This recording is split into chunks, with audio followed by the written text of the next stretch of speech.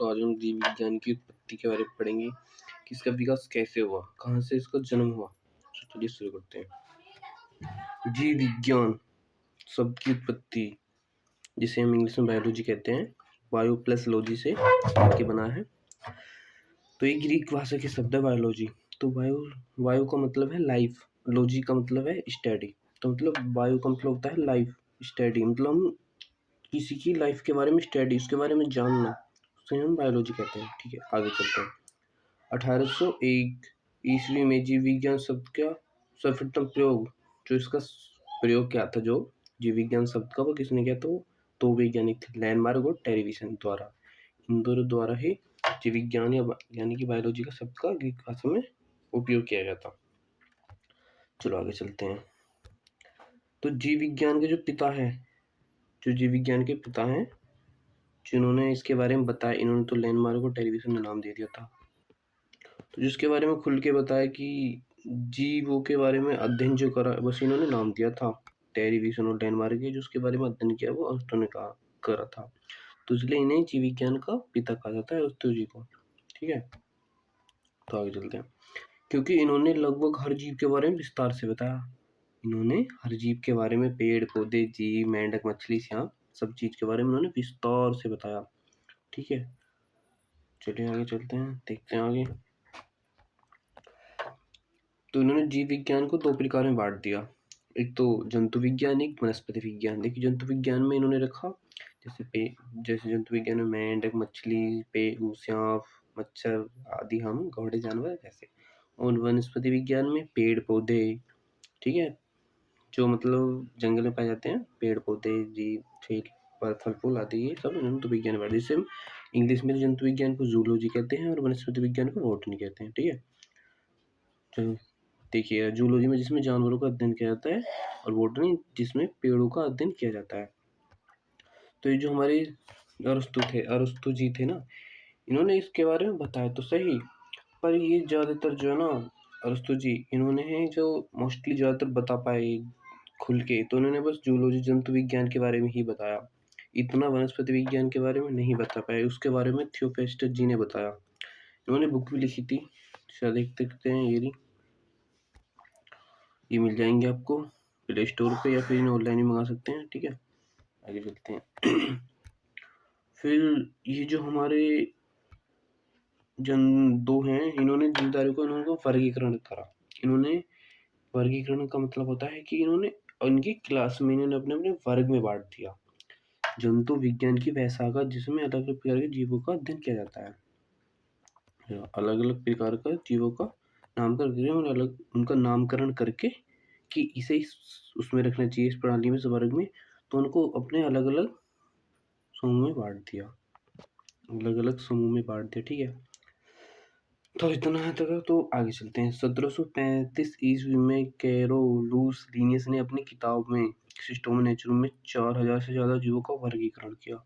देखिए, जो कैरोलूस लीनियस थे ना, इन्होंने अपनी किताब लिखी थी, उसमें 4000 से ज़्यादा, देखिए 4000 जीव तो बहुत होते हैं, 4000 से ज़्यादा जीवों का इन्होंने वर्गीकरण करा। मतलब 4000 जीव कितने होते हैं, उनको अलग अलग उनके बारे में बताया, उन्हें अलग अलग उस पे पॉइंटों पे रख के उन्हें बताया उनके बारे में। ठीक है, 4000 जीव हो गया, इसलिए इन्हें वर्गीकरण टैक्सोनॉमी का पिता कहा जाता है।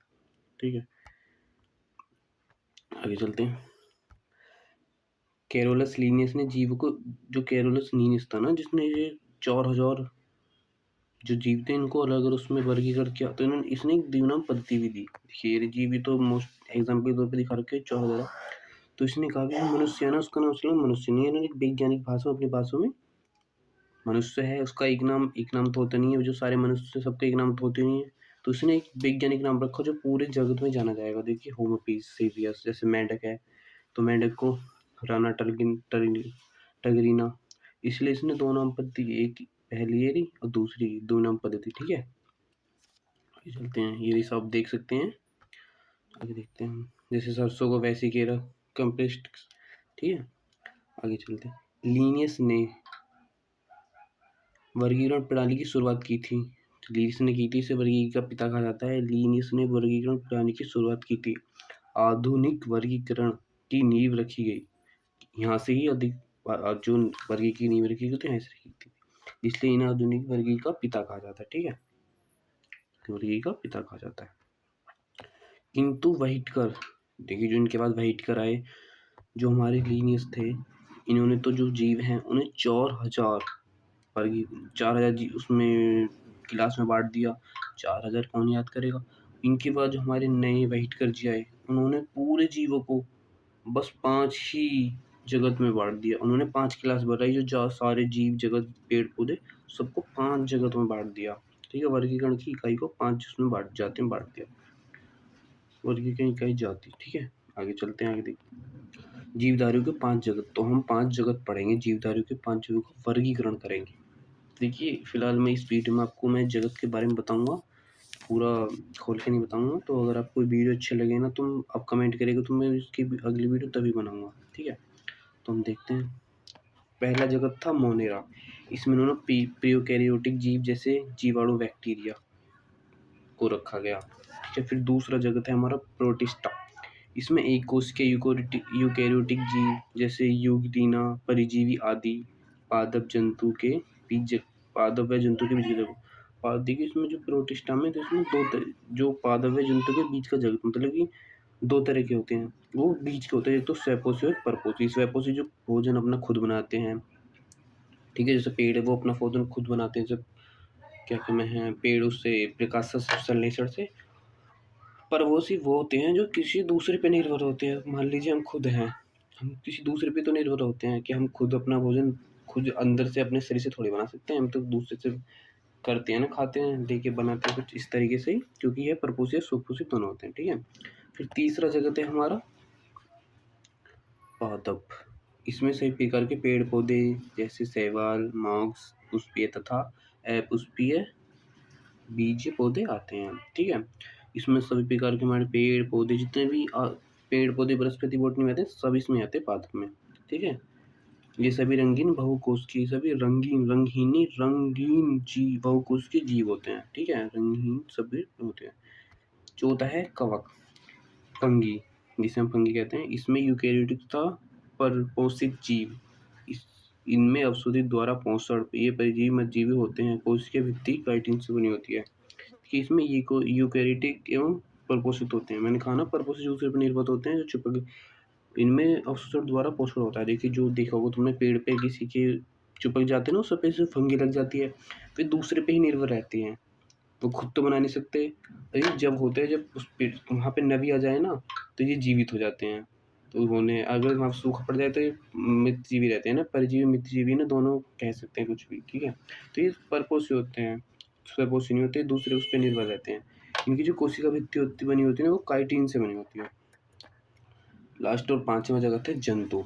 ये सभी जीव वह कोशिकीय उपभोक्ता होते हैं। इनमें मेटाजोआ भी कहते हैं। ये जो जीव होते हैं बहुकोशिकीय उपभोक्ता होते हैं, इनमें मेटाजोआ होते हैं, ये होते हैं हम। ठीक है, जिसमें हाइड्रा मछली, सरीसृप आदि, इसमें ही हम आते हैं स्तनधारी में, इसमें ही हम आते हैं स्तनधारी में। ठीक है,